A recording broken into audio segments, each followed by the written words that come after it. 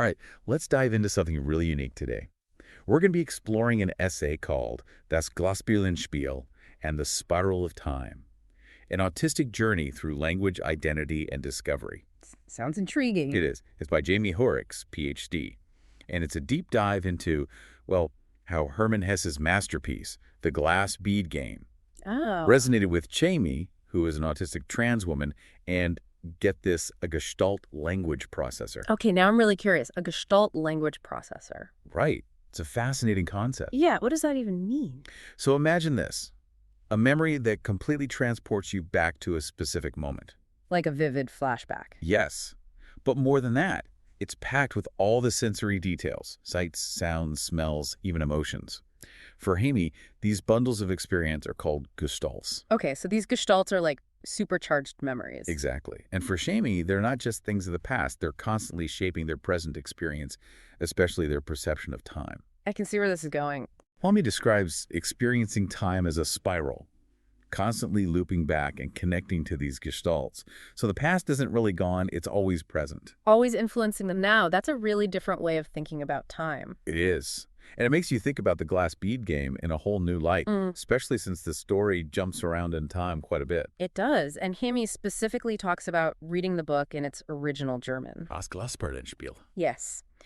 Jaime feels that the German language, with its structure and those different tenses, reflects that nonlinear experience of time much more closely than the English translation does. Jaime even uses the term Cowan's work to describe the English translation. Cowan's work. That's interesting. It is. I had to look it up. It's actually a term from Freemasonry. Ah, I see. A Cowan is someone who works with stone but isn't a member of the Masonic Lodge.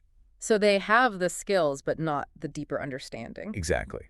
And Jaime uses this analogy to show how the English translation, while it gets the job done, misses some of the depth and nuance of the original German. It's like it's missing that secret handshake, that connection to the deeper meaning. Precisely. And this idea of seeking deeper meaning connects to another parallel Jaime draws between the structured introspection of the Glass Bead Game and the rituals of Freemasonry. That makes sense. Both offer frameworks for self-discovery, right? Right. Jaime found Freemasonry to be, in their words, a scaffold for unmasking both their autism and gender identity. So the rituals and symbolism provided a way to explore those aspects of themselves in a structured way. Exactly. Jaime describes this powerful image of descending into Enoch's vault in Freemasonry. Oh, wow. It's this symbolic journey inward, and Jaime connects it to their own process of unmasking, of uncovering their true self. I'm seeing a lot of layers here. There are. And Jaime also links this unmasking process to the structure of the German language itself, especially in the Glass Bead Game. How so? Think about those long, complex sentences in German. They require a certain kind of active engagement. You really have to work to untangle the meaning. Exactly. Jaime says it's much like the work we have to do to understand ourselves. So the act of reading, especially in German, becomes a kind of ritual of self-discovery in itself. That's the idea. And it leads us to a major theme in the essay, the challenge of translation. Trying to capture those intricate layers of meaning across languages. It's a struggle, especially when dealing with something as personal and complex as identity. Jaime even talks about the difficulty of translating the title of the book itself. Das Glasperlenspiel. Right. In German, the word Spiel has this double meaning, both game and play. It suggests something more multifaceted than just playing a game. But in English, we lose that. It becomes the Glass Bead Game, which just doesn't quite capture the same depth. So even simple translation choices can have a big impact. They really can. And for Jaime, this struggle with translation isn't limited to literature. They bring up their experience with technical manuals in forensic science. Ah, interesting. They found German to be so much more precise and nuanced for conveying complex concepts than English. Wow, so even in a technical field, that attention to the subtleties of language was crucial for Jaime. Absolutely. And I imagine this sensitivity to language made the experience of coming out as trans even more challenging, particularly within an institution like their Masonic Lodge. Yeah, I can see how that would be. Because for Jaime, language isn't just about communication, it's about identity. And that's where things get really interesting. I'm ready to hear more. It was. Jaime describes this feeling of rejection from the lodge after coming out, and it really resonated with the protagonist's journey in the Glass Bead Game. You're talking about Joseph Knecht, the main character. Right, Joseph Knecht. He chooses to leave Castalia, that secluded world where they play the Glass Bead Game. He leaves it all behind. He does. Did Jaime find a similar kind of tension between their personal growth and what the institution expected of them? There are definitely parallels. It's sad, really. Yeah. Jaime had found a real sense of belonging in their lodge. A community. Yeah.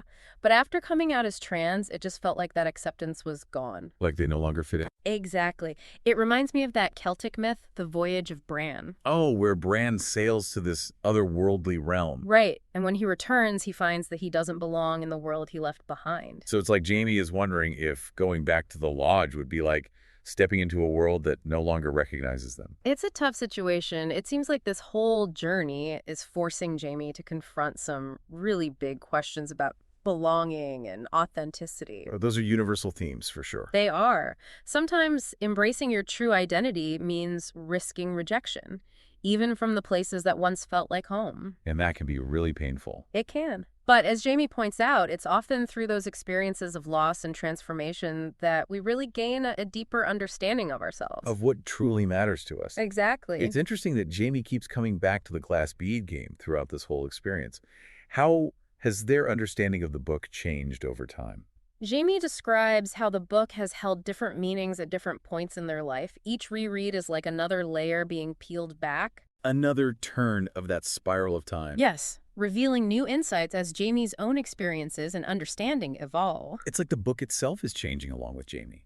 It does seem that way. Even the tone of the book, it seems to shift alongside the tone of Jaime's own life, There's a fascinating example Jaime gives about translating the phrase, "I have no idea," into German. Oh, yes.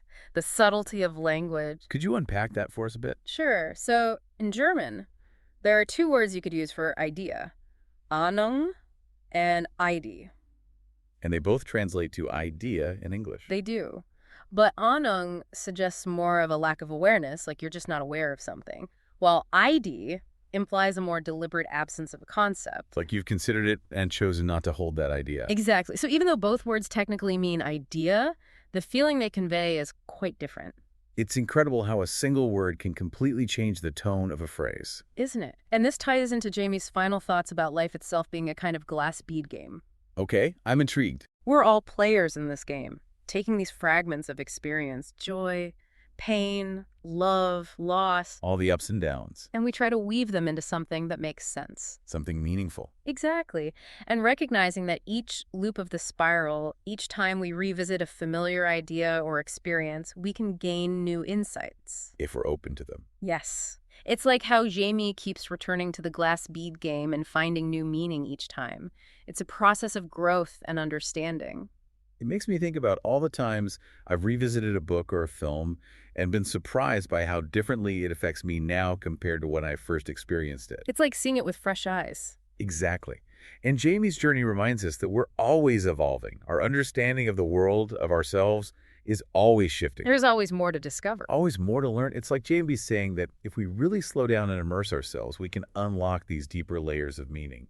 Not just in the book, but in life itself. And that brings us back to this idea of the limitations of language. The fact that words can only take us so far. Exactly. Even in a language like German, which is so nuanced and complex, there's still that gap. Between the experience and being able to express it. Yes. It's like Jaime is wrestling with this throughout the essay. But even with its limitations, language is still one of the most powerful tools we have. For making sense of the world. For playing that grand glass bead game of life, as Jaime puts it. We're all players in this game, right? Yeah. Trying to figure out how the pieces fit together. And using language to explore, to express what we're discovering about ourselves and the world around us.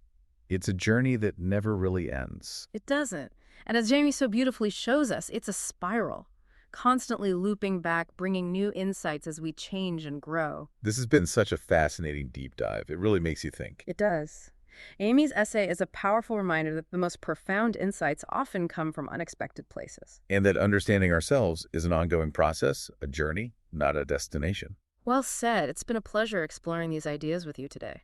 Likewise. And for everyone listening, we'd love to hear your thoughts. What stood out to you most in James' journey? Did anything resonate with you? Perhaps something about your own experiences with language, with time, or even that search for authenticity?